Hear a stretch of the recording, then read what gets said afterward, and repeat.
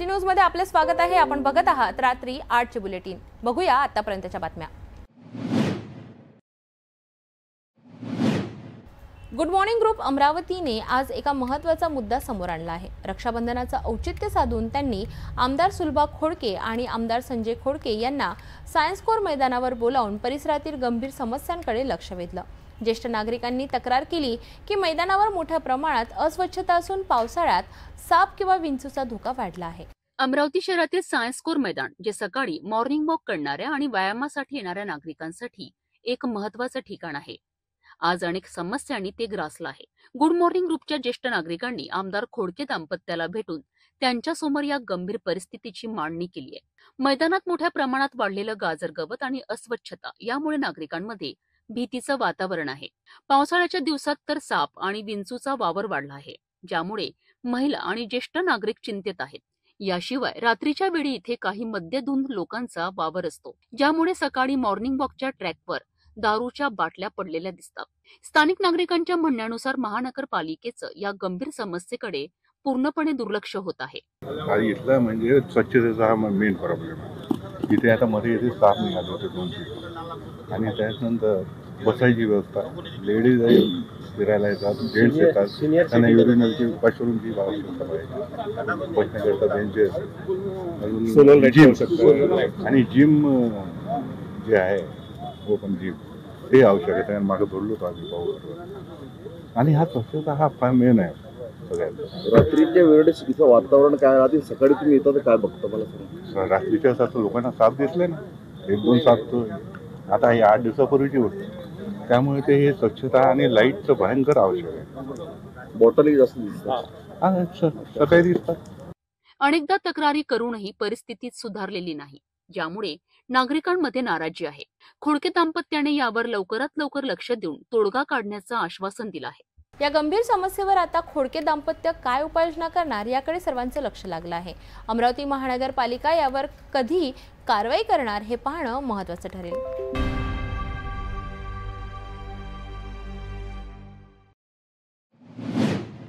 राखीच्या नात्यात प्रेम, आपुलकी आणि संरक्षणाचा संदेश असतो, आणि तो संदेश अमरावती मध्यवर्ती कारागृहातही पोहोचला आहे। जीवन संघर्ष बहुउद्देशीय संस्था आणि हक्काचं घर सहकारी बौद्धिशीय संस्थेच्या महिलांनी कैद्यांशी राखीच्या माध्यमातून जुळवला एक भावनिक बंध। अमरावती मध्यवर्ती कारागृहात रक्षाबंधन सणाचा अनोखा सोहळा पार पडला। जीवन संघर्ष बहुउद्देशीय संस्था आणि हक्कांचं घर सहकारी बौद्धिशीय संस्थेच्या वतीने महिलांनी अनेक कैदी बांधवांना राखी बांधून सण साजरा केला। या उपक्रमातून समाजात बंधुतेचा, आपुलकीचा आणि एकमेकांच्या सुरक्षिततेचा संदेश देण्यात आला। कैदी बांधवांनीही संस्थेच्या महिलांना आशीर्वाद आणि रक्षाबंधनाच्या शुभेच्छा दिल्यात। कारागृहातील वातावरण भावनिक आणि आनंदी झालेत। या कार्यक्रमात संस्थेच्या पदाधिकारी आणि सदस्यांनी कैद्यांसोबत संवाद साधत त्यांना मानसिक बळ दिलं। राखीच्या दोऱ्यातील प्रेम आणि बंधुत्वाचा भाव कैद्यांच्या चेहऱ्यावर स्पष्ट दिसत होता। सणानिमित्त कारागृह प्रशासनानेही संस्थेच्या कार्याचे कौतुक केलेत। हा उपक्रम केवळ सणापुरता मर्यादित न राहता समाजाशी जोडणारा एक संवेदनशील पूल ठरला। आज रक्षाबंधनाच्या पर्वावर आम्ही मध्यवर्ती कार्यालय अमरावती येथे कैदी बांधवांना राखी बांधण्यासाठी आलेलो आहे। कारण एक सामाजिक बांधिलकी म्हणून या कैदी बांधवांना देखील एक बहिणीचं रक्षासूत्र आणि बहिणीचं प्रेम, कुठेतरी एक सामाजिकता आहे, कुठेतरी कुठल्यातरी कारणास्तव काही म्हणा याची, आणि कैदी बांधवांना सुद्धा या पर्वाचं महत्त्व कळावं, त्यांच्यामध्ये देखील आनंद उत्साह जागावा आणि एक सामाजिक बांधिलकी जोपासण्याचा प्रयत्न संस्था नेहमी करतच असते। आणि नेहमीच आम्हाला सपोर्ट मध्यवर्ती कार्यालयातले सगळे आपले पोलीस ऑफिसर्स वगैरे, आपले ऑफिसर्स ताई सगळेजण करतच असतात।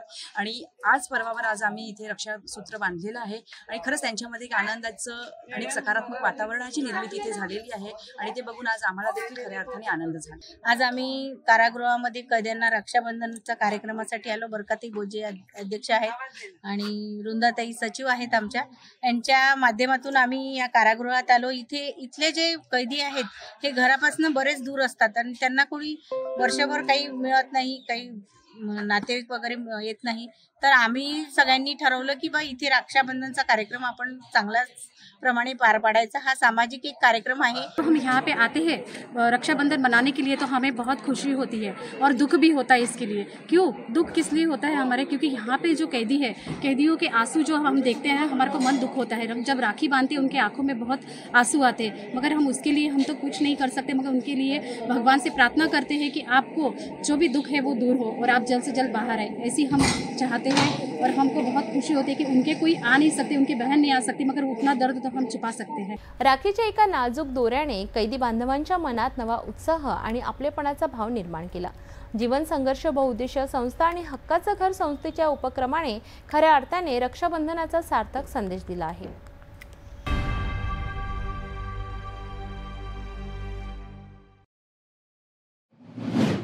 निशांत सेवा समिती आणि फ्रेझरपुरा पोलीस स्टेशन यांच्या संयुक्त विद्यमाने साजरा झालेल्या या खास रक्षाबंधन सोहळ्याची बातमी जाणून घेऊया।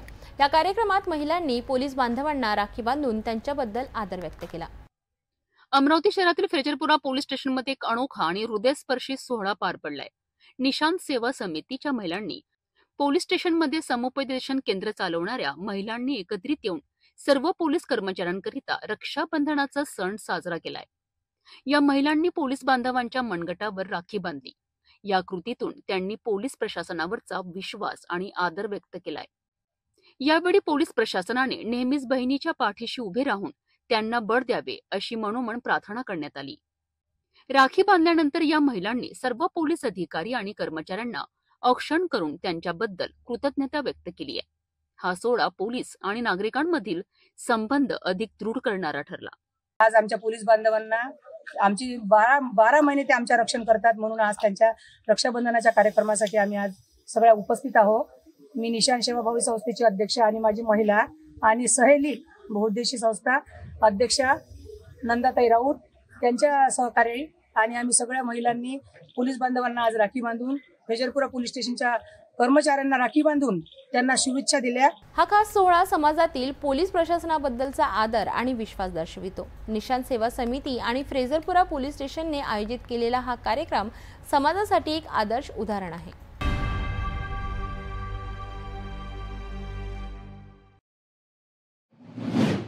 अमरावतीतील प्रसिद्ध अंबादेवी एकविरा देवी मंदिर हे श्रद्धेचं मोठं केंद्र।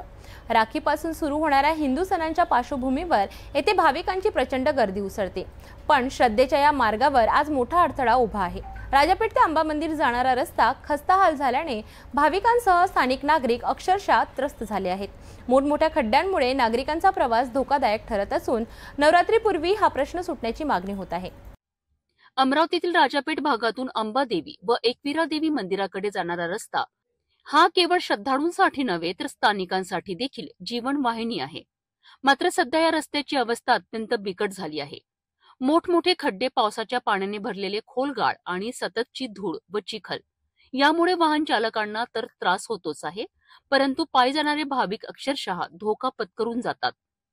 या मार्गावर असलेल्या हिंदू स्मशानभूमीला जाणारे नागरिक देखील या समस्येला सामोरे जात आहेत। अंत्ययात्रा काढणाऱ्या लोकांना मृत व्यक्तीचा सन्मान करताना देखील रस्त्याच्या खड्ड्यांमधनं वाट काढावी लागते। राखीपासून सुरू झालेल्या सणांच्या मालिकेनंतर नवरात्रात भाविकांची प्रचंड गर्दी अंबादेवी एकविरा मंदिराकडे ओसंडून जाणार आहे। त्याआधी हा रस्ता दुरुस्त करावा, डांबरीकरण किंवा काँक्रिटीकरण करून भाविकांची व नागरिकांची सोय करावी अशी मागणी सर्वत्र होत आहे। नागरिकांचे म्हणणे आहे की मंदिराच्या मार्गांची अवस्था श्रद्धेचा अपमान करून प्रशासनाने तातडीने लक्ष घालावे। श्रद्धा, संस्कृती आणि परंपरेच्या मार्गावर खड्ड्यांनी अडथळा आणला आहे। नवरात्र उत्सव अगदी दारात उभा असताना प्रशासनाने तातडीने रस्ता दुरुस्तीचे काम हाती घ्यावे हीच भाविकांची एकमुखी मागणी आहे। आता बघायचं आहे की हा रस्ता सणांपूर्वी सपाट होतो की खड्ड्यातूनच भक्तांना प्रवास सुरू राहावा लागतो।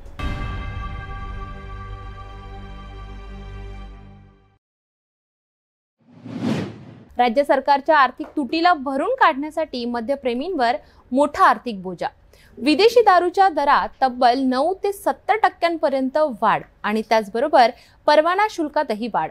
पण यामुळे बाजारात एक वेगळंच चित्र समोर आलंय। विदेशी दारू महागल्याने देशी दारूच्या विक्रीत चांगलीच वाढ झाली आहे। आर्थिक अडचणींचा सामना करणाऱ्या राज्य सरकारने महसूल वाढविण्यासाठी उत्पादन शुल्कात मोठी वाढ करण्याचा निर्णय घेतला आहे. विदेशी दारूच्या दरात तब्बल 9 ते 70% वाढ करण्यात आली असून मद्य विक्रीच्या परवान्यांच्या शुल्कातही वाढ करण्यात आली आहे. विशेष म्हणजे भारतीय बनावटीच्या विदेशी दारूंमध्ये सर्वाधिक 55 ते 85 रुपयांपर्यंत दरवाढ झाली आहे. या वाढीमुळे शासनाच्या तिजोरीत दरवर्षी अंदाजे 14,000 कोटी रुपयांची भर पडणार असल्याचा अंदाज आहे. दर वाढल्यानंतर ग्राहकांच्या खिशाला चटका बसला आहे. विदेशी दारूचे दर वाढल्याने आणि देशी दारूचे दर स्थिर राहिल्याने अनेक तळीरामांनी पर्याय म्हणून देशी दारूकडे वळण्यास सुरुवात केली आहे. बडनेरा नवी वस्ती भागात देशी व विदेशी दारूची प्रत्येकी एक दुकाने आहेत, तर जुनी वस्ती भागात एकमेव देशी दारूची दुकान आहे. विदेशी दारू परवडत नसल्याने आणि सवय सोडणे अवघड असल्याने अनेक जण देशी दारू विक्री केंद्राकडे वळत आहेत. जाणकारांच्या मते या दरवाढीमुळे देशी दारूची मागणी आणि विक्री दोन्हीमध्ये लक्षणीय वाढ झाली आहे. तर विदेशी दारू महागल्याने देशी दारूची मागणी वाढणं हे राज्यातील मद्य व्यवसायातील एक नवं समीकरण ठरते. सरकारला महसूल मिळणार असला तरी ग्राहकांचा खिसा रिकामा होणं आणि त्यांच्या पसंतीत बदल होणं ही दोन्ही बाजू लक्षवेधी आहेत.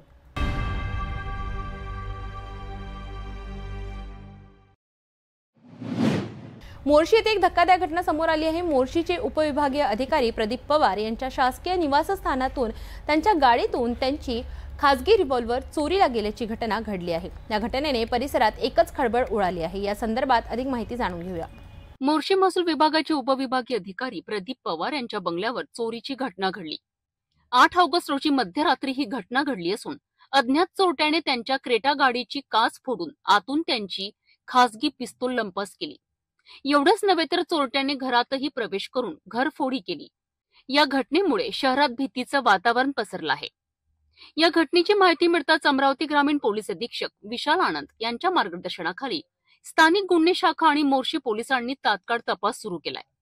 स्थानिक गुन्हे शाखेचे पीआय किरण वानखडे, मोर्शीचे ठाणेदार राहुल आठवले आणि डीबी स्क्वॉडच्या टीमने वेगाने कारवाई करत अवघ्या 24 तासात आरोपी राजेश दांडगे याला अटक केली आहे. पोलिसांनी त्यांच्याकडून चोरीला गेलेली पिस्तूलही जप्त केली आहे. या यशस्वी कारवाईमुळे पोलिसांनी नागरिकांना दिलासा दिला आहे. या प्रकरणाचा पुढील तपास पोलीस करीत आहेत.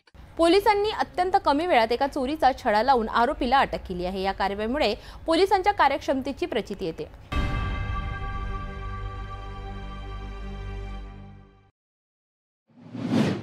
महाराष्ट्राच्या राजकारणातून एक मोठी बातमी समोर येत आहे. माजी खासदार नवनीत राणा यांना सोशल मीडियावर अश्लील शिवीगाळ करणारा मुख्य आरोपी आणि त्यांचे साथीदार अखेर पोलिसांच्या ताब्यात आले आहेत. अमरावती पोलिसांनी ही कारवाई केली असून या कारवाईमुळे एकच खळबळ उडाली आहे. माजी खासदार नवनीत राणा यांच्याबद्दल सोशल मीडियावर आक्षेपार्ह व्हिडिओ आणि पोस्ट व्हायरल करणाऱ्या आरोपींना पकडण्यात पोलिसांना यश आलं आहे. गेल्या काही दिवसांपासून नवनीत राणा यांना लक्ष्य करून सोशल मीडियावर शिवीगाळ करणारे व्हिडिओ तयार केले जात होते, ज्यामुळे राजकीय वर्तुळात तीव्र प्रतिक्रिया उमटल्या होत्या. अमरावती पोलीस युनिट 2च्या पथकाने या प्रकरणाची गांभीर्याने दखल घेत तपास सुरू केलाय. या तपासणीदरम्यान पोलिसांनी मुख्य आरोपी 28 वर्षीय शेख इजाज शेख मुसा राहणार पथरोड अंजनगाव सुरजी याला अटक केली आहे. पोलिसांनी केलेल्या तपासात हा व्हिडिओ तयार करून व्हायरल करण्याकरिता त्याला मदत करणाऱ्या आणखी 4 जणांनाही अटक करण्यात आली आहे. पोलिसांनी दिलेल्या माहितीनुसार या 5ही आरोपींना छत्तीसगडमधील भिलाई येथून ताब्यात घेण्यात आले आहेत. पोलिसांनी त्यांची कसून चौकशी सुरू केली असून यामागे आणखी कोणाचा हात आहे का याचा तपास सुरू आहे. ही कारवाई अमरावती पोलिसांच्या कार्यक्षमतेची साक्ष देते आहे. पोलिसांच्या कारवाईमुळे आता सोशल मीडियावर अश्लील आणि आक्षेपार्ह पोस्ट करणाऱ्यांवर एक कडक संदेश मिळाला आहे. या प्रकरणाचा पुढील तपासाकडे आता सर्वांचे लक्ष लागून आहे.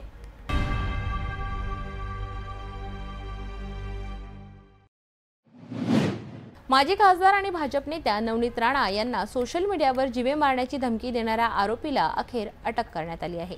गेल्या काही दिवसांपासून या प्रकरणाची जोरदार चर्चा होती. आरोपीला छत्तीसगडमधून ताब्यात घेण्यात आला आहे. माजी खासदार नवनीत राणा यांना इंस्टाग्रामवर शेख इसा शेख मुसा नावाच्या व्यक्तीने अश्लील शिवीगाळ करत जीवे मारण्याची धमकी दिली होती. आरोपीने हा व्हिडिओ सोशल मीडियावर व्हायरल केला होता. या घटनेचे गांभीर्य लक्षात घेऊन पोलीस आयुक्त अरविंद चावरिया यांनी तातडीने आरोपीचा शोध घेण्याचे आदेश दिले. त्यानंतर गुन्हे शाखा युनिट 2चे पोलीस निरीक्षक संदीप चव्हाण आणि त्यांच्या पथकाने सायबर पोलिसांच्या मदतीने आरोपीचा शोध सुरू केलाय. आरोपीचं लोकेशन छत्तीसगडमध्ये असल्याचं समजताच पोलीस पथक तात्काळ रवाना झालंय. रायपूर आणि भिलाई सारख्या अनेक ठिकाणी पोलिसांनी रात्रभर शोध मोहीम राबवली. अखेर शनिवारी पहाटे भिलाई परिसरातून पोलिसांनी आरोपी इसा भाईला अटक केली आहे.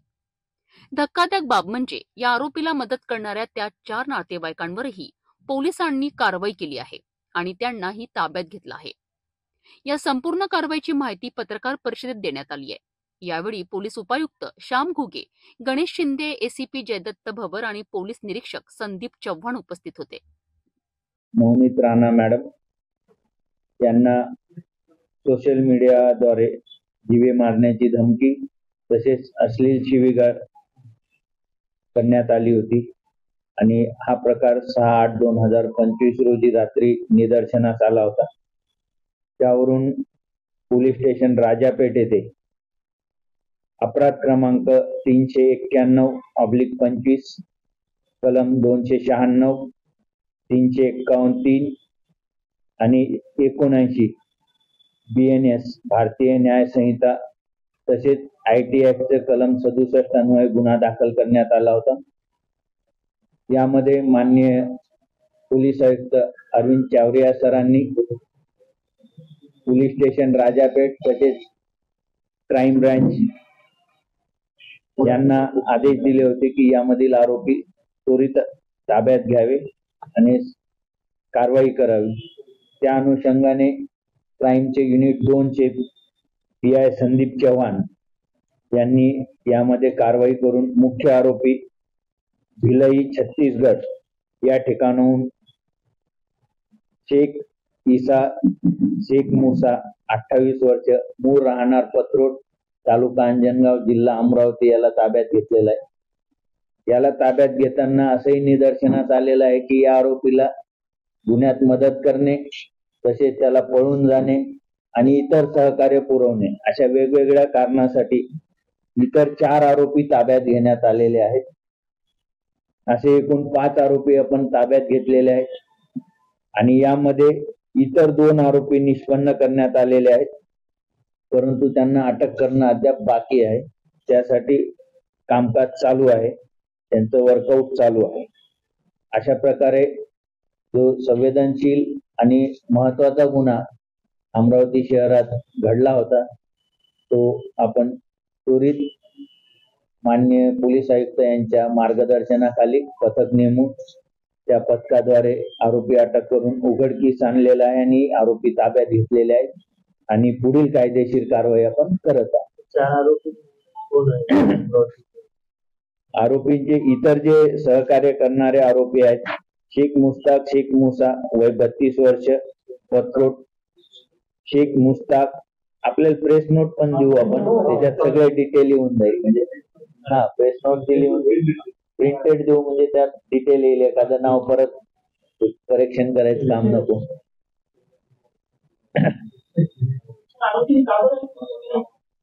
आता तो तपास करू आपण की त्या मागचा उद्देश काय आहे, त्याचं मोटिव्ह काय आहे, हे सगळं आरोपीला जेव्हा प्रॉपर इंट्रॉगेशन करू. नाही सध्या तर सांगणं योग्य नाही कारण तपासाचा भाग आहे तो. तपासात नाही ते सगळं होईल तपासात. आता सध्या आरोपी आणून त्याच्याकडे चौकशी सुरू केली.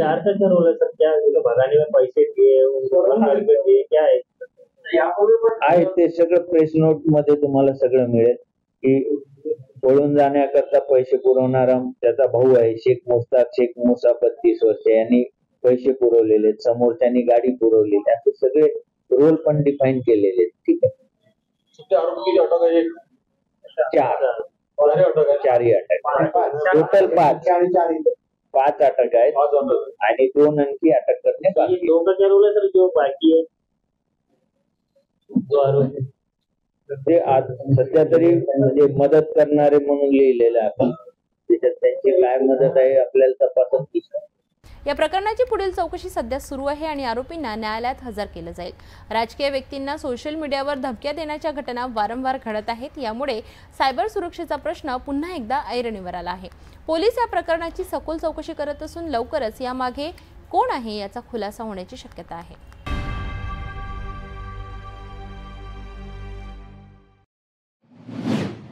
वेळ झाली आहे एका अल्पशा विश्रांतीची. भेटूया विश्रांतीनंतर. आराधना फ्रेश स्टॉक सेल 1 ऑगस्ट ते 15 ऑगस्ट पासून मान्सून धमाका. 1 ऑगस्ट ते 15 ऑगस्ट स्वातंत्र्य दिनानिमित्त भव्य मान्सून सेल. डिझायनिंग साड्या, designing dress material, suiting, shirting, men's wear, ladies wear, kids wear आणि संपूर्ण लग्न बस्ता. ग्राहकांसाठी monsoon discount. Aradhana wholesale shopping mall, Jawahar gate road, Amravati. एक व्ह्यू प्लॉट सह मोजकेच प्लॉट शिल्लक. त्वरित संपर्क करा 9930070667 किंवा 7620433325 या क्रमांकावर. शादी और ब्याह की शुरुआत आराधना साड़ी के साथ. Aradhana wholesale shopping mall, L2 Bizland complex, Nandgaon Peth, Amravati, Jawahar road, Amravati. विश्रांतीनंतर पुन्हा एकदा आपले स्वागत आहे. बघूया पुढील घडामोडी. रक्षाबंधन हा नात्यांचा नव्हे तर भावनांचा सण आहे. दरवर्षीप्रमाणे याही वर्षी रक्षाबंधनाचा उत्सव सैनिक बांधवांसोबत आणि सुरक्षा कर्मचाऱ्यांसोबत साजरा करण्यात आला. या अनोख्या सणात केवळ राखीच नाही तर देशभक्ती, स्नेह आणि कृतज्ञतेची भावना ओथंबून वाहत होती. दरवर्षीप्रमाणे यावर्षी रक्षाबंधनाचा सण सैन्य दलातील जवान आणि विविध सुरक्षा दलांमध्ये कार्यरत असलेल्या कर्मचाऱ्यांसोबत साजरा करण्यात आला. या कार्यक्रमात प्रत्येक जवानांच्या मनगटावर राखी बांधून त्यांच्या दीर्घायुष्य, सुख समृद्धी आणि सुरक्षेच्या शुभेच्छा देण्यात आल्या. देशाच्या सीमेवर, शहरांमध्ये आणि गावांमध्ये सदैव सतर्क राहणाऱ्या या वीर जवानांचे योगदान अमूल्य असल्याचे यावेळी सांगण्यात आले. रक्षाबंधनाच्या या अनोख्या सोहळ्यात वातावरण भावूक झाले होते. मी ही राखी देशातील प्रत्येक महिलेच्या भावना म्हणून बांधली आहे.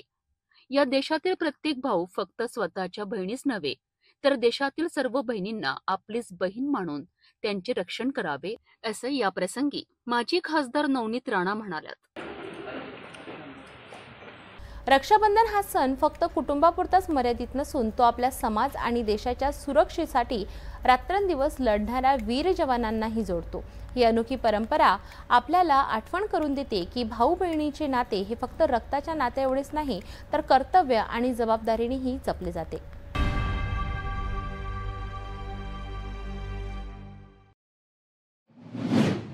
अमरावतीच्या MIDC परिसरातून एक मोठी बातमी समोर येत आहे. शुक्रवारी रात्री ऑल कार्गो घाटी ट्रान्सपोर्ट कंपनीला भीषण आग लागली. या आगीत कंपनीचं मोठं नुकसान झालं असून जवळपास 50 लाखांपेक्षा जास्त किमतीचा माल जळून खाक झाला आहे. आगीचं नेमकं कारण अजूनही अस्पष्ट आहे. अमरावती MIDC मधील नॅशनल पेस्टिसाइड्स अँड केमिकल्स कंपनीसमोर असलेल्या ऑल कार्गो गती ट्रान्सपोर्ट अँड कुरिअर कंपनीमध्ये मध्यरात्री 1 ते 3च्या सुमारास अचानक आग लागली.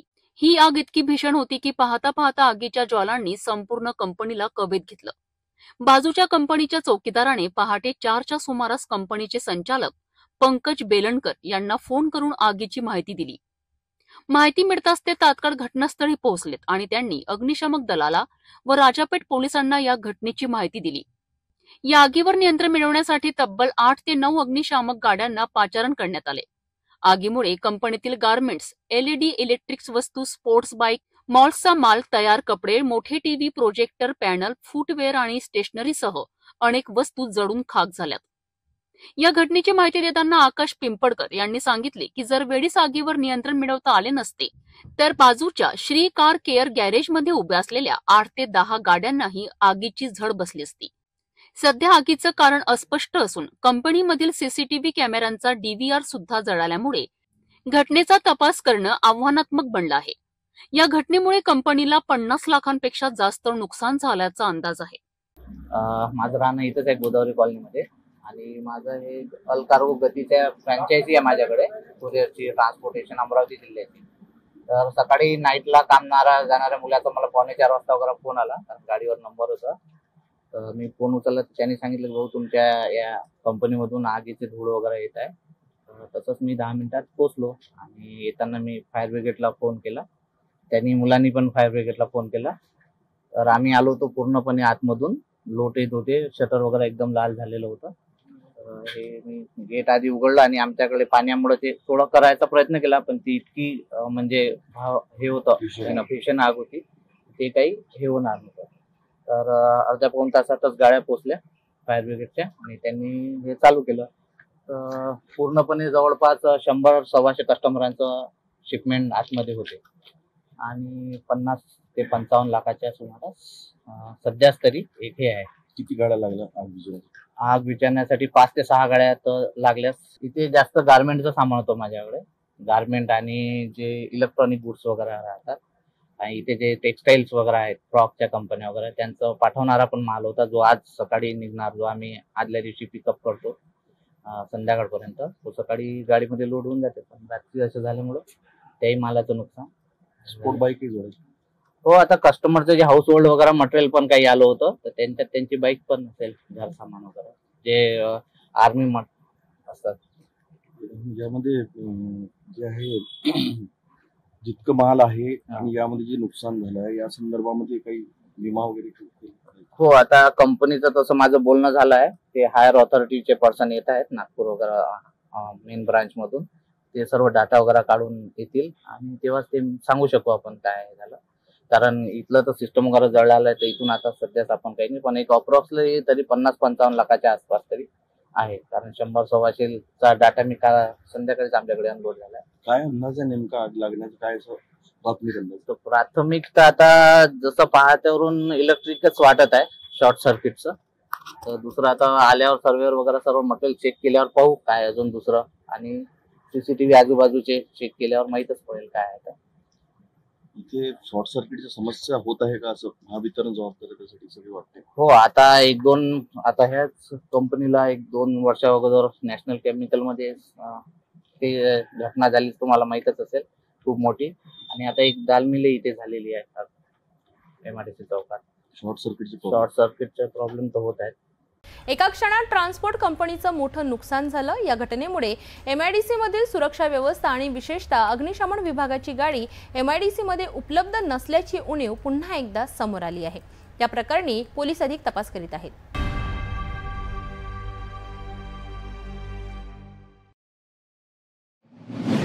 अमरावती MIDC परिसरातील औद्योगिक सुरक्षिततेसाठी उभारण्यात आलेले फायर स्टेशन गेल्या 10 वर्षांपासून बंद पडले आहे. 2015-16 मध्ये उभारलेली ही इमारत आज खंडर अवस्थेत दिसून येते. इथे एकही फायर वाहन किंवा कर्मचारी कार्यरत नाही. अशा परिस्थितीत MIDC परिसरातील उद्योगांना आग लागल्यास बचाव कार्य उशिरा पोहोचण्याचा धोका निर्माण झाला आहे. अमरावती MIDC मध्ये फायर विभाग होते. आता हे फायर विभाग गेले तरी कुठे? MIDCच्या असोसिएशनने फायर विभागाची इमारत बांधून दिली आणि यासोबत फायरची गाडीसुद्धा दिली. जर MIDC मध्ये चालू असलेल्या उद्योगधंद्यामध्ये कुठेही आग लागली तर त्याच्या नियंत्रणाकरिता ही व्यवस्था करून दिली होती.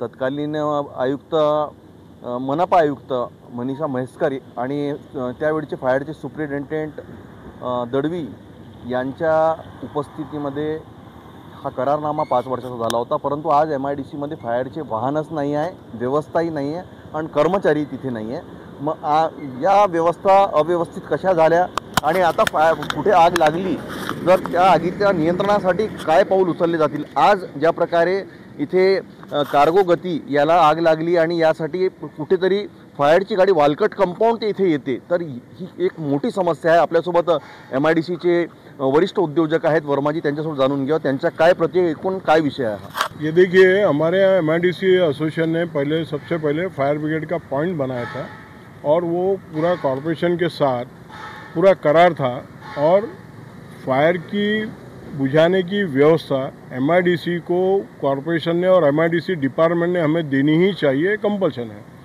पहले यहाँ पर MIDC में फायर ब्रिगेड खड़ी रहती थी, बाकायदा पानी रहता था और आज के तारीख में पूरी व्यवस्था वो पूरी यानी ख़त्म हो चुकी है। उसके अलावा MIDC डिपार्टमेंट ने इस MIDC में इस ढंग की व्यवस्था की हुई थी कि फायर बुझाने के लिए पूरे रोड के साइड में और हर रोड के साइड से फायर के पॉइंट दिए हुए थे। अगर कहीं इमरजेंसी में आग लगती है तो इमीडिएट उसी पॉइंट पे पाइप लगा के वो तुरंत अंगार बुझाई जा सकती थी। अब कई साल हो चुके हैं ना वो हमारी पाइपलाइन कहीं दिखती है, ना उसके पॉइंट दिखते हैं, ना ही फायर ब्रिगेड टाइम पे रहती है। और सबसे बड़ी दुख की बात मैं आपको बताना चाहूँगा, पीछे हमारे रामा इंडस्ट्री में अंगार लगी, तो एक तो फायर ब्रिगेड आने को काफ़ी टाइम लगा, और आप ये जान के बड़े हैरान होंगे कि एक एक जो वो फायर फाइटिंग की जो गाड़ी आई पानी भर के, उसके हज़ारों रुपए हमारे इंडस्ट्री वाले को पे करना पड़ा। उसको जो 10-20 गाड़ियाँ लगी उसके हज़ारों रुपए उसको देना पड़ा। शायद वो कॉस्ट उतने 10-20-25 गाड़ियाँ आई होंगी तो शायद लाखों में गई होंगी। जबकि ये मूलभूत व्यवस्था है, फायर की व्यवस्था रहो या दूसरी कोई भी व्यवस्था रहो, ये मूलभूत व्यवस्था सरकार ने हमें देनी चाहिए, MIDC डिपार्टमेंट ने देनी चाहिए और हमारे मनपा ने हमें देनी चाहिए, जो कि आज व्यवस्था पूरी ख़त्म हो चुकी है। आज भी हमारे यहाँ जो कार्गो का जो कारखाना है उसमें अंगार लगी, तो वहाँ भी आने को काफ़ी टाइम लगा। और वालकट कंपाउंड से यहाँ आएंगी तब तक तो सर अंगार कहीं के कहीं चले जाएंगी।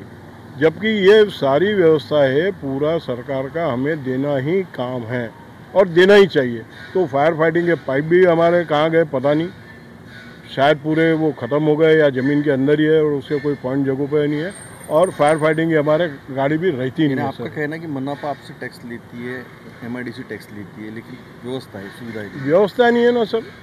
जबकि ये मूलभूत व्यवस्था है, देने का काम सरकार का है सर। कहीं भी अंगार लगे, फायर स्टेशन बंद क्यों हुआ यहाँ का? फायर स्टेशन का सर कोई मेंटेनेंस ही नहीं किया, मनपा ने कोई मेंटेनेंस नहीं किया, MIDC डिपार्टमेंट ने कोई मेंटेनेंस नहीं किया। और उसकी जवाबदारी MIDC एसोसिएशन की नहीं होती है कि उनको पगार देवे ये करे, MIDC एसोसिएशन की नहीं है। वो जवाबदारी उनको पगार देना या मेंटेन करना वो कॉर्पोरेशन और MIDC डिपार्टमेंट की है सर। इमारत और व्यवस्था इमारत और व्यवस्था है। इमारत की व्यवस्था MIDC डिपार्टमेंट ने कर दी थी और हमारे एसोसिएशन के बाजू में ही वो ऑफिस था। आज वो ऑफिस भी नहीं है, ना वहाँ कोई ऑपरेटर रहते हैं, ना कोई गाड़ी रहती है, ना कुछ रहती है, और बहुत तकलीफ होती है सर। और अभी जो आपने टैक्स की बात की, अभी तो और इतने बढ़ गए, हमें टैक्सेस की नोटिस आई हुई है कि मुझे ही 2,80,000 की नोटिस आई हुई है। और पीछे आपने जो मुलाकात दी थी उसके बाद टैक्स दे रहे हैं आप? दोहरा टैक्स दे रहे हैं सर। पहले तो 13 देते थे हम, कॉर्पोरेशन को ऑक्ट्राई भी देते थे, प्रॉपर्टी टैक्स भी देते थे, LBT भी देते थे, और MIDC हमारे डिपार्टमेंट को हम सर्विस चार्जेस भी देते थे। और अभी तो इतना टैक्स बढ़ा दिया इन्होंने जिसकी हद नहीं। और व्यवस्था तो कॉर्पोरेशन हमें कुछ देती नहीं, और ना ही प्रॉपर व्यवस्था हमारे MIDC डिपार्टमेंट की है सर। इमरजेंसी में अंगार लग जावे, कुछ भी हो जावे, कोई जीव हानि हो जाए तो कौन जवाबदार रहेगा उसका? इतनी व्यवस्था लेने के बाद पूरी हमें व्यवस्थाएं मिलना चाहिए, ये हमारा अधिकार है सर। MIDC फायर स्टेशनचे पुनरुज्जीवन आणि फायर वाहन तसेच कर्मचाऱ्यांची नेमणूक ही आता अत्यावश्यक गरज बनली आहे। अन्यथा MIDC परिसरातील उद्योगांना आग लागल्यास होणारे नुकसान भरून काढणे अशक्य होईल। आता महानगरपालिका आयुक्त सौम्या शर्मा यांची भूमिका यावर निर्णायक ठरणार आहे।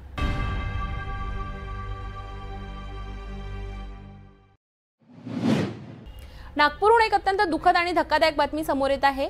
रक्षाबंधनाच्या पवित्र दिवशी एका भीषण रस्ते अपघातात एका तरुणाला आपला जीव गमवावा लागला। नागपूरमधील हिंगणा टी पॉइंटहून सुभाषनगरच्या दिशेने जाणाऱ्या एका तरुणाची सकाळ शेवटची ठरली। प्रत्यक्षदर्शींच्या म्हणण्यानुसार सकाळी सुमारे 7 ते 8 वाजताच्या सुमारास हेल्मेट शिवाय बाईक चालवणाऱ्या या तरुणाला समोर वाहतूक पोलीस दिसले। पोलिसांनी कारवाई करू नये किंवा दंड भरावा लागू नये या भीतीने तो घाबरला आणि त्याने आपली बाईक चुकीच्या दिशेने वळवली। त्याचवेळी मागून भरधाव वेगाने आलेला एका ट्रकने त्याला चिरडले। तरुणाचा जागीच दुर्दैवी मृत्यू झाला।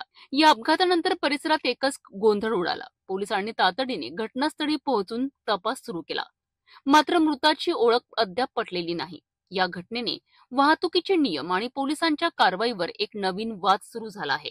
पोलिसांची भीती इतकी वाढली आहे की लोक आपला जीव धोक्यात घालण्यापासूनही मागे हटत नाही की हा फक्त हेल्मेट न घालण्याच्या बेपर्वाईचा परिणाम आहे। ही घटना आपल्याला विचार करण्यास भाग पाडते। जिथे एका बाजूला नियमांचे पालन न करणाऱ्या तरुणांची निष्काळजीपणा दिसते, तिथेच पोलिसांच्या भीतीमुळे झालेला हा मृत्यू देखील प्रश्नचिन्हाच्या घेऱ्यात आहे।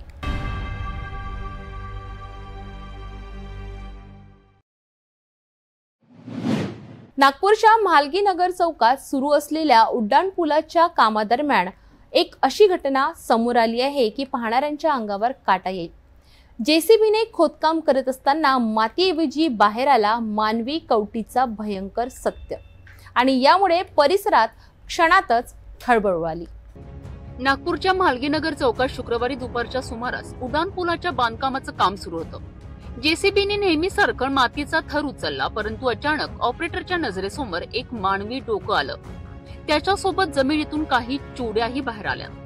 त्यामुळे हा महिला मृतदेह असण्याची शक्यता व्यक्त होत आहे। हे दृश्य पाहून खोदकामात गुंतलेले कामगार हादरलेत। काम तात्काळ थांबवण्यात आलं आणि सक्करदरा पोलीस ठाण्याला माहिती देण्यात आली। सूचना मिळताच पोलीस पथक तसेच वरिष्ठ अधिकारी घटनास्थळी धावलेत। प्राथमिक तपासात हा प्रकरण एखाद्या खून प्रकरणाशी संबंधित असू शकतो अशी शक्यता पोलिसांनी व्यक्त केली आहे।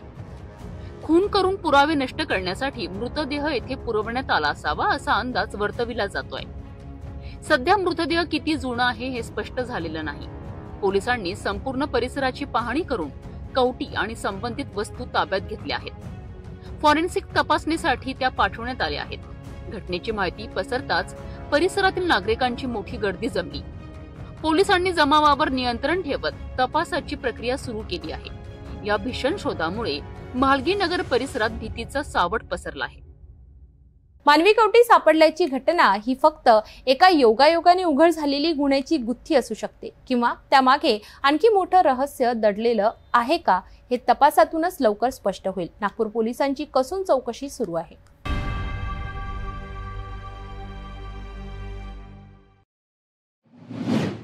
मनसर रामटेक मार्गावर पुन्हा एकदा निष्काळजी वाहन चालकामुळे एका युवकाचा बळी गेला आहे। भरधाव टिप्परने चिरडलेल्या एका युवकाचा उपचारादरम्यान मृत्यू झाला। या घटनेनंतर परिसरात रास्ता रोको आंदोलन पेटले। मनसर रामटेक मार्गावर महानुभाव पंथ आश्रमाजवळ भरधाव वेगाने येणाऱ्या टिप्परने रस्ता ओलांडणाऱ्या केशव सीताराम कोडापे या युवकाला चिरडलेत।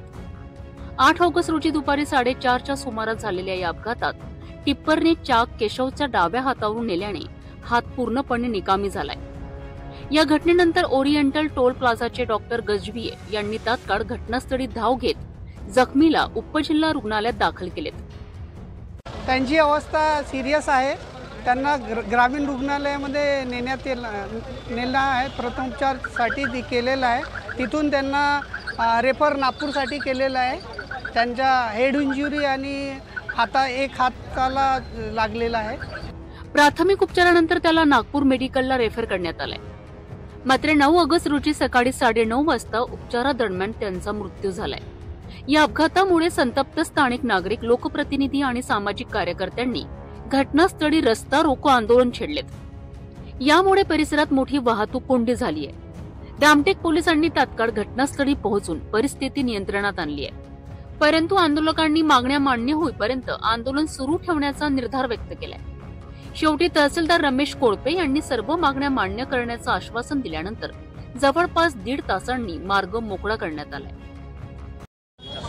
आंदोलनकर्त्यांनी काय मागणी केली आहे आणि प्रशासन यावर काय उपाययोजना करणार आहे? आज 4:30च्या दरम्यान मनसर रामटेक रस्त्यावरती मानभाव आश्रमच्या अपोजिट साईडला एक केशव सीताराम कोडापे माजरा गाव आहे वरोरा तालुक्यातलं, तिथल्या व्यक्तीचा या ठिकाणी ॲक्सिडेंट झालेला आहे। ट्रकने ॲक्सिडेंट झालेला आहे। ट्रकसुद्धा पकडण्यात आलेला आहे। त्यानंतर या ठिकाणी सतीभाऊ डोंगरे असतील किंवा गुजूभाऊ यादव असतील, यांनी या ठिकाणी रस्त्यावरती बसून पूर्ण दोन्ही बाजूचे ट्रॅफिक जाम केली होती। त्या अनुषंगाने या ठिकाणी पोलीस आणि तहसील कार्यालयामार्फत आम्ही आलो। त्या ठिकाणी त्यांच्या ज्या मागण्या आहेत की या ठिकाणी जवळजवळ एक 3,000 ते 4,000 लोक दर पौर्णिमेला या ठिकाणी असतात। रविवारी या ठिकाणी गर्दी असते आणि या लोकांना समोरच्या मठामध्ये आश्रममध्ये जाण्याकरता रस्ता क्रॉस करायला लागतो। तर त्या अनुषंगाने या ठिकाणी बॅरिगेटिंग लावण्याबाबतच्या सूचना पोलीस विभागाला देण्यात आलेल्या आहेत। त्याचबरोबर या ठिकाणी त्या दिवशी पौर्णिमेला आणि रविवारी पोलीसचा या ठिकाणी बंदोबस्त राहील। त्यानंतर आपल्या मनसर चौकामध्ये ट्रॅफिक जास्त असते, त्या ठिकाणी सुद्धा मोठा चौक आहे, त्या ठिकाणी सुद्धा ट्रॅफिकचे पोलीस कर्मचारी त्या ठिकाणी ट्रॅफिक मॅनेजमेंट करता लावण्यात येते। आणि जो मनसरपासून रामटेकपर्यंतचा जो रस्ता आहे हा नॅशनल हायवे, या ठिकाणी वरचे स्ट्रीट लाईट आहेत ते कधी बंद असतात, त्याबाबत सुद्धा जगताप जे आहेत डेप्युटी इंजिनियर नॅशनल हायवे त्यांच्याशी बोललो आहे मी स्वतः, आणि त्या 3-4 मागण्या आहेत त्या पूर्ण होतील। आणि जो व्यक्ती याच्यामध्ये अपघातात ज्याला गंभीररित्या जखमी झालेला आहे, तो ट्रक पकडलेला आहे, त्याच्या ट्रक मालकाशी सुद्धा आमचं बोलणं झालेलं आहे। ते सुद्धा त्या संबंधित व्यक्तीचा दवाखान्यातला सर्व खर्च ते देण्यास तयार आहेत आणि नियमानुसार संबंधित ट्रक मालक आणि ड्रायव्हरवरती कारवाई होईल। मनसर रामटेक मार्गावरील हा अपघात पुन्हा एकदा वाहतूक सुरक्षेचा प्रश्न अधोरेखित करतो। स्थानिकांच्या मागण्या प्रत्यक्षात राबवल्या गेल्या तरच अशा दुर्घटना टळतील।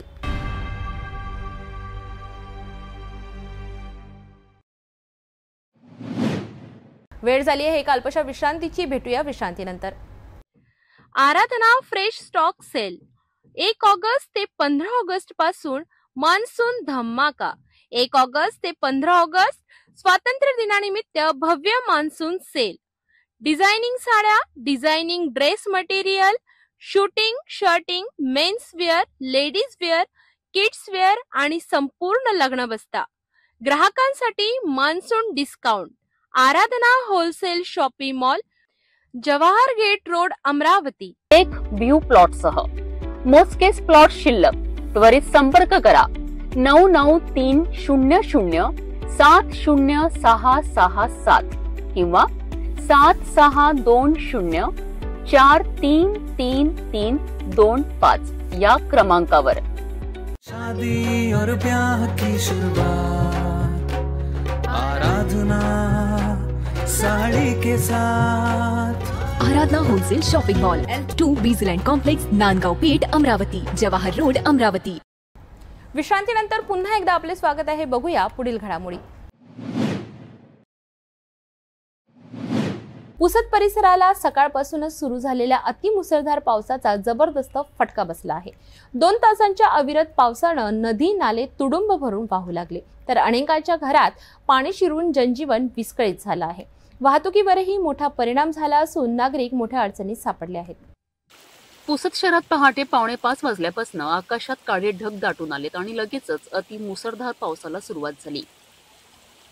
तब्बल 2 तास अविरत कोसळलेल्या पावसाने नदी नाले आणि ओढे तुडुंब भरून वाहू लागलेत. शहरातील सखल भागात मोठ्या प्रमाणात पाणी साचले, तर अनेक नाल्यांना पूर आल्याने पुलावरून पाणी वाहू लागलं. त्यामुळे शहरातल्या काही मार्गावरील वाहतूक पूर्णपणे विस्कळीत झाली आहे. लक्ष्मीनगर परिसरातील नाल्याला आलेल्या पुरामुळे शेजारील घरांमध्ये पाणी शिरले. रत्ना शेडके यांचे घर त्यात बुडाले असून मोलमजुरीवर उदरनिर्वाह करणाऱ्या शेडके कुटुंबियांचे मोठे नुकसान झाले आहे. अचानक पडलेल्या या पावसामुळे नागरिकांना घराबाहेर पडणेही कठीण झाले आहे. बाजारपेठेत पाणी साचल्याने दुकानदारांनाही फटका बसला आहे. शहरवासीय सांगत आहे की गेल्या काही दिवसांपासून दडी मारून बसलेला पाऊस आज अचानक धुवांधार बरसला, ज्यामुळे संपूर्ण जनजीवन विस्कळीत झाले आहे. सध्या पावसाचा जोर ओसरला असला तरी नाल्यांचे पाणी कमी झालेले नाही, त्यामुळे प्रशासनाकडून सावधगिरीचा इशारा देण्यात आला आहे. पुसद शहर आणि परिसरात झालेल्या अतिमुसळधार पावसाने अनेकांचे संसार उद्ध्वस्त झाले आहेत. पावसामुळे वाहतूक विस्कळीत, घरात पाणी, बाजारपेठेत अडचणी, सर्व स्तरावर परिणाम झालेला दिसतोय. प्रशासनाने तातडीने मदत कार्य हाती घेऊन नागरिकांना दिलासा द्यावा अशी मागणी केली जात आहे.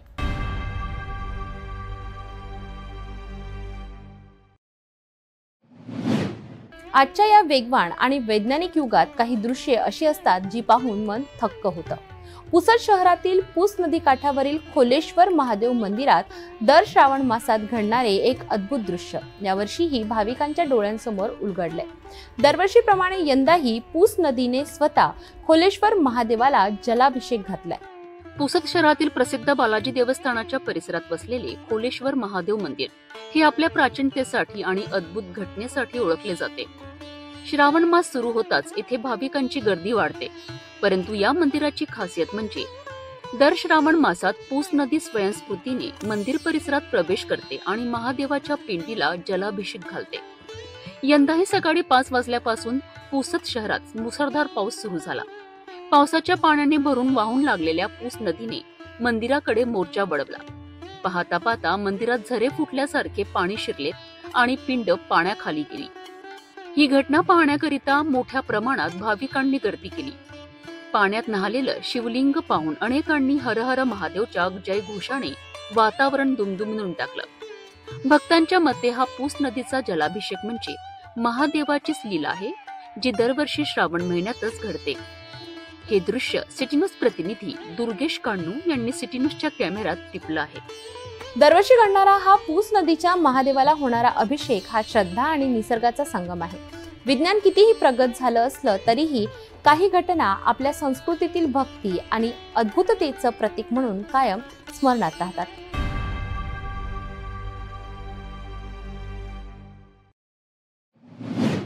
नांदेड जिल्ह्यातील अर्धापूर येथील ग्रामीण रुग्णालयातून बोगस जन्म प्रमाणपत्रे दिल्याचा धक्कादायक प्रकार समोर आला आहे. या प्रकरणात भाजप नेते किरीट सोमय्या यांनी जोरदार पाठपुरावा सुरू केलाय। त्यांनी नांदेडचे पोलीस अधीक्षक अविनाश कुमार यांची भेट घेऊन त्यांना या प्रकरणाच्या तपासाची माहिती घेतली। अर्धापूर पोलीस आणि आरोग्य विभागाने हा गुन्हा दाबण्याचा प्रयत्न केल्याचा आरोपही त्यांनी केला आहे। अर्धापूर येथील ग्रामीण रुग्णालयात जो घोटाळा झाला आहे त्याची अधिक माहिती समोर येत आहेत। खूप मोठा गंभीर घोटाळा आहे। आता SP ने स्वतः हा घोटाळा त्याची चौकशी इन्व्हेस्टिगेशन मॉनिटर करायचं ठरवलं आहे। मंत्रालयाने पण यांना सूचना दिली आहेत की यात हेल्थ म्हणजे हॉस्पिटलचा पण जो स्टाफ इन्व्हॉल्व असेल तर त्यांची चौकशी व्हायला हवी। यात पूर्ण कॉम्प्युटर सॉफ्टवेअर सिस्टम याचा भयंकर मोठा दुरुपयोग झालेला आहे आणि यात भीती अशी आहे की काही लोक सर्टिफिकेट घेऊन पळून गेले आहेत। ते कोण होते, ते घोस्ट आयडेंटिटी तयार करण्यात आली का, त्याचा तपास मला असं वाटतंय की पुढच्या 10-15 दिवसात या तपासाला तीव्र गती मिळेल। आतापर्यंत प्रोग्रेस आहे त्यात तुम्ही समाधानी आहात का? कारण गुन्हा नाही हे प्रकरण दाबण्याचा अर्धापूर पोलीस स्टेशनच्या अधिकाऱ्यांनी प्रयत्न केला। आरोग्य मंत्रालयाचे स्थानिक अधिकाऱ्यांनी पण दाबण्याचा प्रयत्न केला आणि ही गोष्ट मी स्वतः डायरेक्टली मुख्यमंत्र्यांशी बोललो। हे खूप गंभीर बाब आहे आणि म्हणूनच आज मला इथे यावं लागले आहेत। आता SP स्वतः यात आणि DG ऑफिस हे मॉनिटर करणार। बडा नेता असल्याचा आपण पहिल्याच भेटीमध्ये खुलासा केला होता या सगळ्या प्रकरणामागे। माझ्यासाठी हा राजकीय नेत्यापेक्षा पण देशाची जी सिस्टम करप्ट करण्यात आली आहे की देशाचा जो नॅशनल पोर्टल आहे जन्म मृत्यू त्यात आतमध्ये घुसायचं, त्यातनं डॉक्युमेंट काढायचे, त्याचा फोटोशॉप करायचा आणि ते सर्टिफिकेटच्या आधारावर पासपोर्ट मिळवून पळून जायचं। फार खतरनाक। भोंग्याचा जो विषय आहे आता मुख्यमंत्र्यांनी स्पष्ट केलं की जर डेसिबलची मर्यादा ओलांडली गेली तर त्या संबंधित पोलीस स्टेशनच्या अधिकाऱ्यांवर कारवाई होणार आहे। माझं चौकशी सुरू झाली आहे। मी 10 दिवसानंतर पुन्हा भोंग्यासाठी नांदेडला येणार आहेत। नांदेड शहरातले भोंगे अजून वादत आहे। पोलिसांनी त्याचा संबंध स्थानिक पोलिसांनी अजूनपर्यंत काही केलेलं नाही आहे। नांदेड आणि लातूर भोंगे बंद होणार। किरीट सोमय्या यांनी उपस्थित केलेल्या प्रश्नांमुळे अर्धापूर ग्रामीण रुग्णालयातील या घोटाळ्याला आता अधिक गंभीर स्वरूप प्राप्त झाले आहे। या प्रकरणाच्या पुढील तपासाकडे सर्वांचे लक्ष लागून आहे।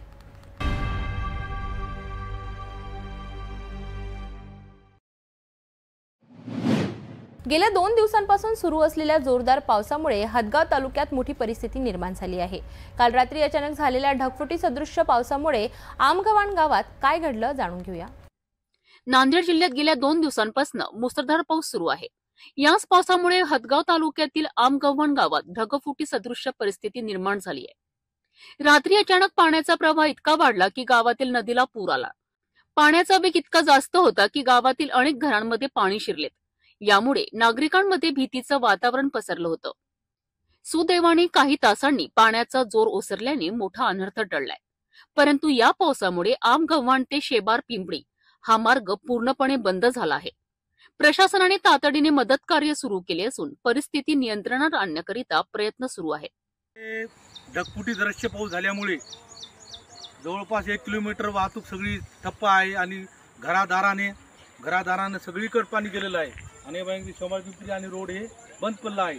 तरी प्रशासनाने ताबडतोब दखल घेऊन याचा हे मार्ग काढावा हीच विनंती।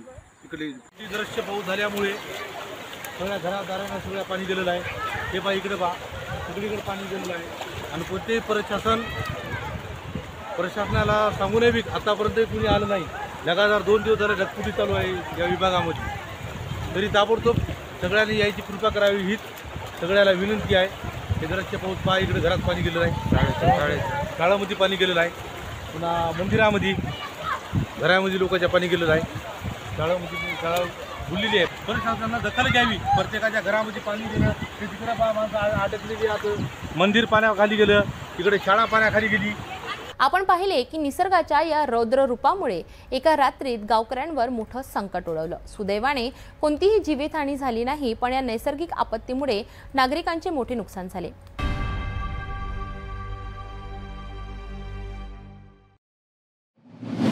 पंचक्रोशी परिक्रमा यात्रेसाठी लाखो भाविकांनी माहूरगड दुमदुमून सोडला.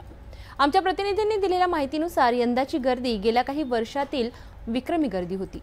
नांदेड जिल्ह्यातील माहूरगडावर एक अद्भुतपूर्व असा भक्तीचा सागर उसळला आहे. श्री दत्त शिखर संस्थानचे महंत परमपूज्य श्री मधुसूदन भारती महाराज यांच्या अध्यक्षतेखाली आयोजित अखंड दत्तनाम सप्ताह आणि पंचकोशी परिक्रमा यात्रेला भाविकांचा प्रचंड प्रतिसाद लाभलाय. नारळी पौर्णिमेच्या मुहूर्तावर अंदाजे 4 ते 5 लाख भाविक या यात्रेत सहभागी झाले होते. दुपारी 4 वाजता दत्तशिखर मंदिरातून या परिक्रमेला सुरुवात झाली आणि सह्याद्री पर्वत भाविकांच्या जयघोषाने गजबजून गेला. गेल्या 2-3 वर्षाच्या तुलनेत यंदा भाविकांची गर्दी दुप्पट होती. या भव्य आयोजनामध्ये दत्तशिखर येथील मुख्य पुजारी वासुदेव महाराज, चिंतन महाराज, ऋषिकेश जोशी, रवी जोशी तसेच सर्व साधू संत, संस्थेचे कर्मचारी आणि स्वयंसेवकांनी मोलाची भूमिका बजावली आहे. यात्रेदरम्यान कोणतीही अनुचित घटना घडू नये याकरिता परिवहन पोलीस, वन विभाग, आरोग्य विभाग आणि नगरपंचायतचे अधिकारी व कर्मचाऱ्यांनी अहोरात्र मेहनत घेतली आहे. त्यांच्या प्रयत्नांमुळे ही परिक्रमा यात्रा यशस्वीरित्या पार पडली आहे. खरोखर माहूरगडवरची ही भक्ती आणि श्रद्धेची लाट पाहण्यासारखी होती. खरोखरच माहूरगडावरील हे दृश्य अत्यंत विलोभनीय होतं. श्रद्धा आणि नियोजनाचा उत्तम संगम इथे पाहायला मिळाला. लाखो भाविकांचा सहभाग आणि प्रशासनाने घेतलेली काळजी यामुळे हा सोहळा यशस्वी ठरला.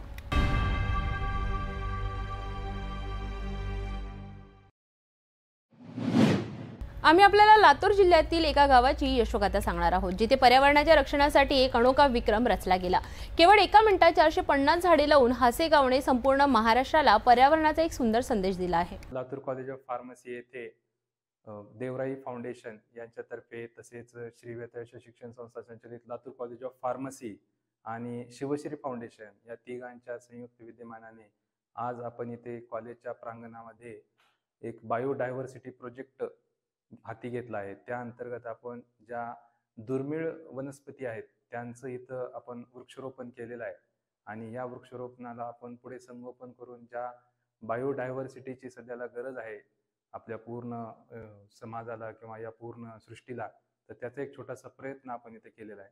आणि तसेच आज आपल्या संस्थेचे अध्यक्ष, वेताळेश्वर शिक्षण संस्थेचे अध्यक्ष भीमाशंकरप्पा बावगे आणि सह्याद्री देवराई फाउंडेशनचे सर्वेसर्वा सयाजी शिंदे सर या दोघांचाही वाढदिवस आहे. तर त्या दोघांना मी आज या वाढदिवसाच्या शुभेच्छा देतो आणि त्यांचं आयुष्य हे वटवृक्षाप्रमाणे खूप मोठं व्हावं आणि आमच्यासारखे सर्व छोटे छोटे वृक्ष त्या सावलीमध्ये खूप आनंदी जगावेत अशी मी अपेक्षा इथं व्यक्त करतो.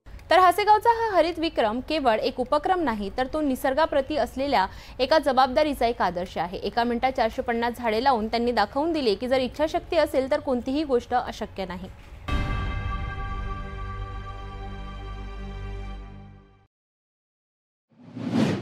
आरमोरी शहरातून एक दुःखद बातमी समोर येत आहे.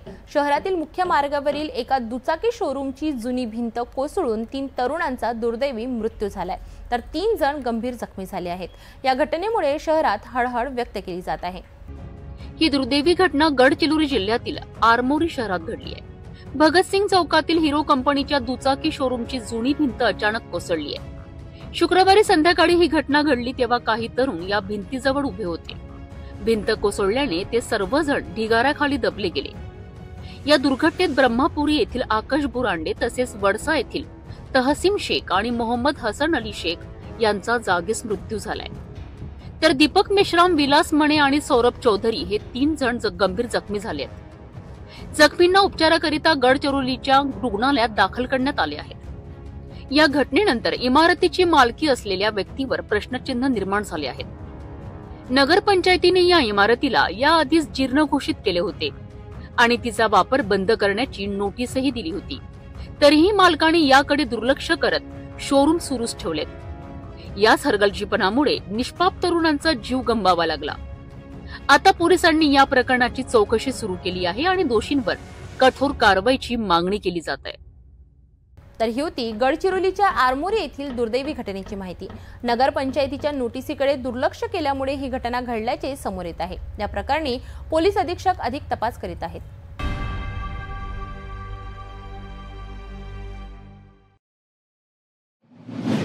एकीकडे अकोल्यात मुसळधार पावसामुळे नद्या दुथडी भरून वाहत आहेत, तर दुसरीकडे माणुसकीचं एक हृदयस्पर्शी उदाहरण समोर आलं आहे।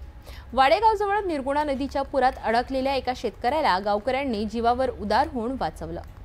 अकोल्यातील वाडेगाव येथे गणेश रमेश ढोरे नावाचे शेतकरी निर्गुणा नदी पात्रातून शेतीची कामे आटपून परतत येत होते। अचानक जोरदार पाऊस झाल्याने नदीतील पाण्याचा प्रवाह वाढला आणि गणेश ढोरे पुरात अडकले। त्यांनी मोठ्या हिमतीने एका छोट्या झाडाचा आधार घेतला आणि मदतीसाठी आरडाओरड केली। त्यांचा आवाज ऐकून वाडेगावचे ग्रामस्थ तात्काळ नदी किनारी जमा झाले। त्यांनी परिस्थितीचे गांभीर्य ओळखले आणि कोणतीही सरकारी मदत येण्याची वाट न पाहता स्वतःच बचाव कार्य सुरू केले। स्थानिक तरुणांनी दोरी आणि टायरची ट्यूब वापरून गणेश ढोरे यांच्यापर्यंत पोहोचण्याचा प्रयत्न केला। जवळपास 5 ते 6 तरुणांच्या 20 मिनिटांच्या अथक प्रयत्नानंतर अखेर त्यांनी ढोरे यांना सुरक्षित बाहेर काढण्यात यश आले। या घटनेमुळे गावकऱ्यांच्या एकजुटीचे आणि धाडसाचे मोठे कौतुक होत आहे। या दरम्यान अकोला जिल्ह्यात अनेक ठिकाणी जोरदार पाऊस सुरू असल्याने नदी नाल्यांना पूर आला आहे।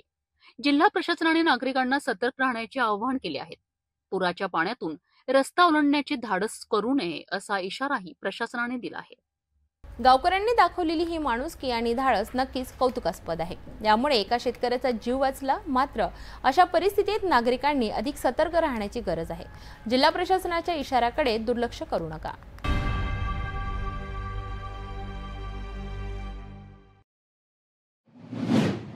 अजूनही तुमच्याकडे 2000 रुपयांच्या नोटा आहेत का? तर हा रिपोर्ट नक्की बघा, कारण रिझर्व्ह बँकेने पुन्हा एकदा नागरिकांना महत्त्वाच्या सूचना दिल्या। काय आहे ही सूचना बघूया। रिझर्व्ह बँकेने 2000 रुपयांच्या नोटा चलनातून काढून घेण्याचा निर्णय घेतलाय। त्याला तब्बल 2 वर्षांहून अधिक काळ लोटला, तरीही या गुलाबी नोटा पूर्णपणे बाजारातून गायब झालेल्या नाहीत। मध्यवर्ती बँकेच्या माहितीनुसार अजूनही तब्बल 6017 कोटी रुपये मूल्याच्या नोटा लोकांच्या हातात शिल्लक आहेत। रिझर्व्ह बँकेने स्पष्ट केले आहे की अशा नोटा अजूनही बँकांमधून बदलून मिळणार आहेत। मात्र वेळेवर त्या नोटा परत करणं नागरिकांसाठी महत्त्वाचं आहे।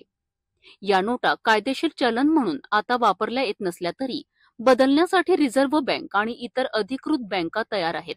म्हणूनच तुमच्या पाकिटात आणि कपाटात जर अजूनही 2000ची गुलाबी नोट लपून बसली असेल तर तिला ताबडतोब बँकेत घेऊन जा।